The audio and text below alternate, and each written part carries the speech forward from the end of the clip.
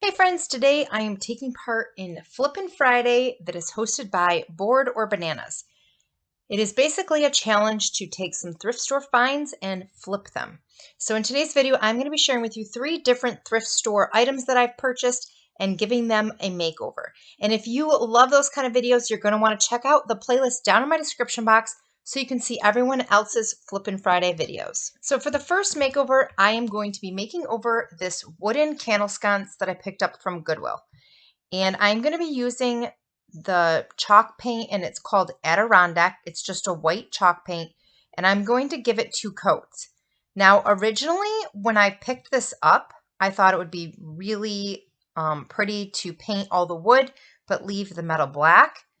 But unfortunately, I got lazy. I didn't tape it off, and I ended up getting some white on the black, and I thought, oh, no big deal. It'll scrape right off. Well, it ended up scratching up the black metal, and you could see the silver through it. It just was a mess.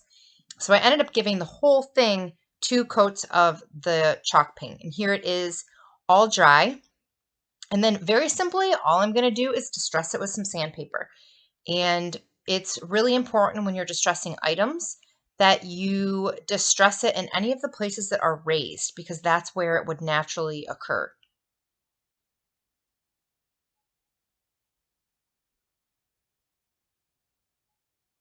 This is kind of my favorite, not kind of, it is my favorite technique to do when I'm using wood items, because there's just something pretty about wood shining through the paint.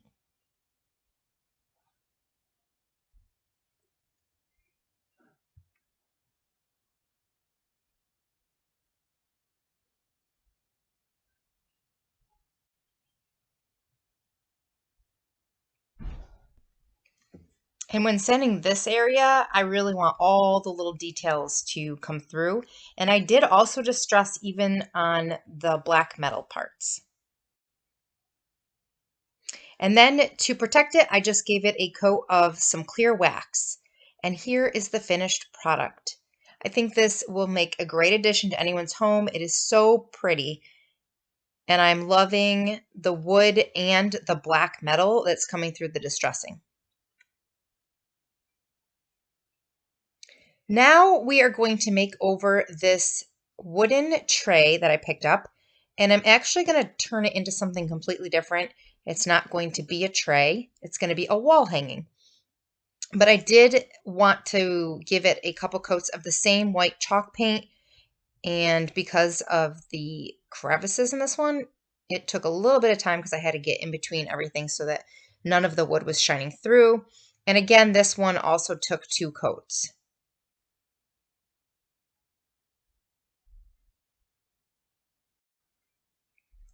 Now that it is dry, I'm taking a piece of some leftover, just some burlap that I have, and I'm going to cut around just kind of the bottom.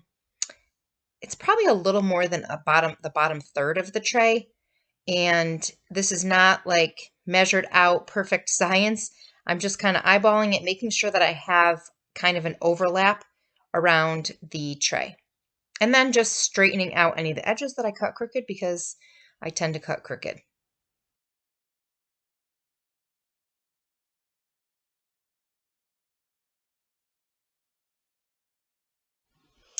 Now I am going to hot glue this burlap onto the bottom of the tray. And the hot glue is not going to be the only way I secure it, but that's how I'm going to start it. So I'm going to take the burlap and I'm just going to glue down the edge onto here at the bottom. And then I'm going to put more glue on and fold it up. You're going to see I'm trying to make a nice clean seam.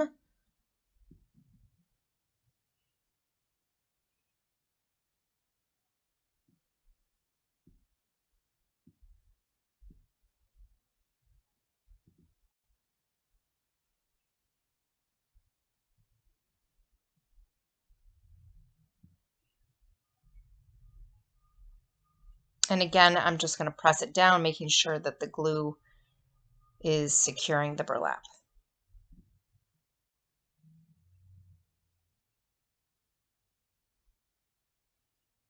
And of course, I had forgot that I wanted to put a piece of cardboard down at the bottom. So I'm just gluing in a piece of cardboard because this is a tray, so there was a handle on it, but I want to be able to put like greenery and florals and stuff in here.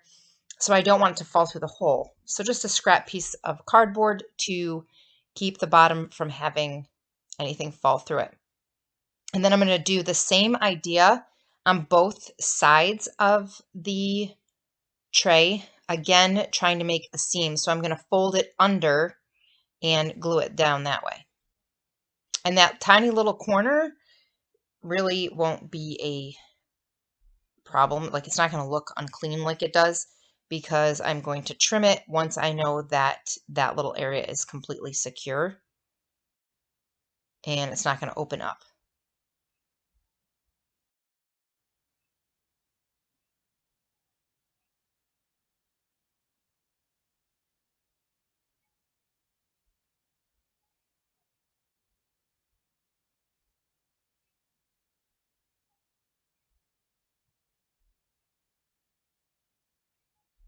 And then once I'm done, I'm going to repeat the same process on the other side.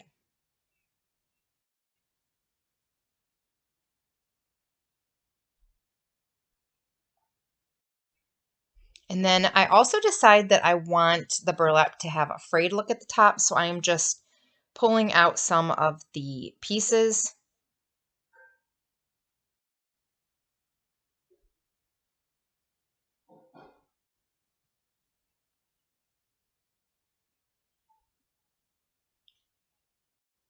Now I am going to be using these furniture tacks.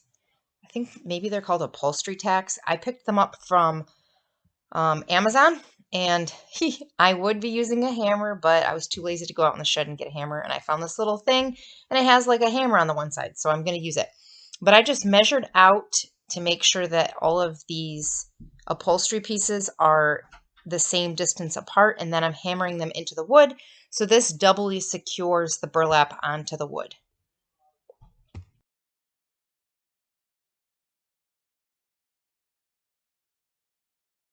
Now I did add a sawtooth hook, I think that's what it's called, on the back, and added some lavender, and this is how it turned out. I love this piece.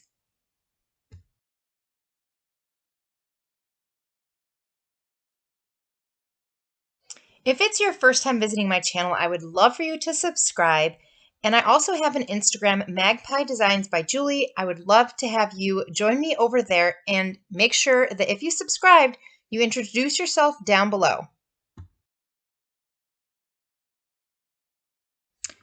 Now I'm going to be giving these two wooden candlesticks a makeover. And to begin, I decide I'm going to sand them down. They had like a waxy finish on them, which I'm sure with chalk paint it still would have covered, but I felt like roughing it up just a little bit would help the paint.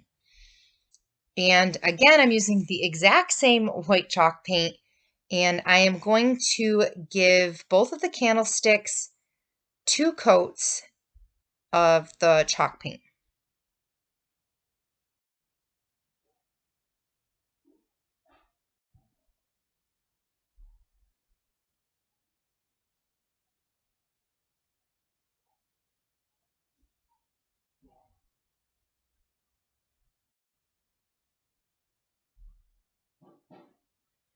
Now, after 2 coats, I'm trying to show you here, it crackled real bad, and I'm not exactly sure why.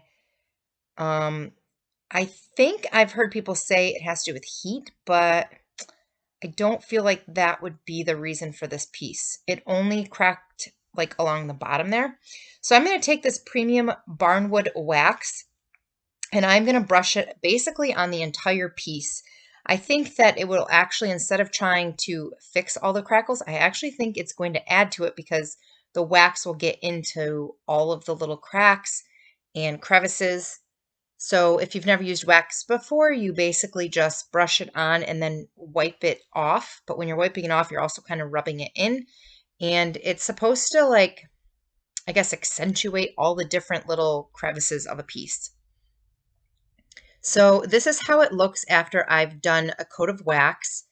And It is pretty, but there are some areas where there's just a little bit too much brown. And I want it to be brighter. I kind of want it to have like a beachy vibe.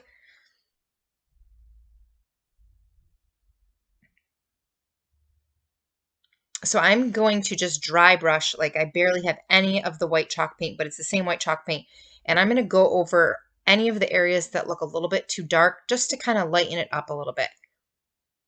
That's one of the really cool things about paint is if it's too dark or too light, you can always go back and try again.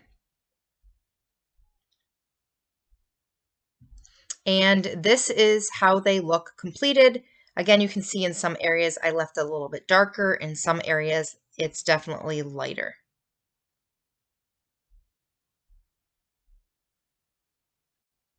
I really appreciate that you guys take your time to watch my videos.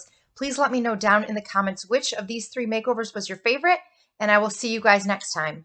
Bye!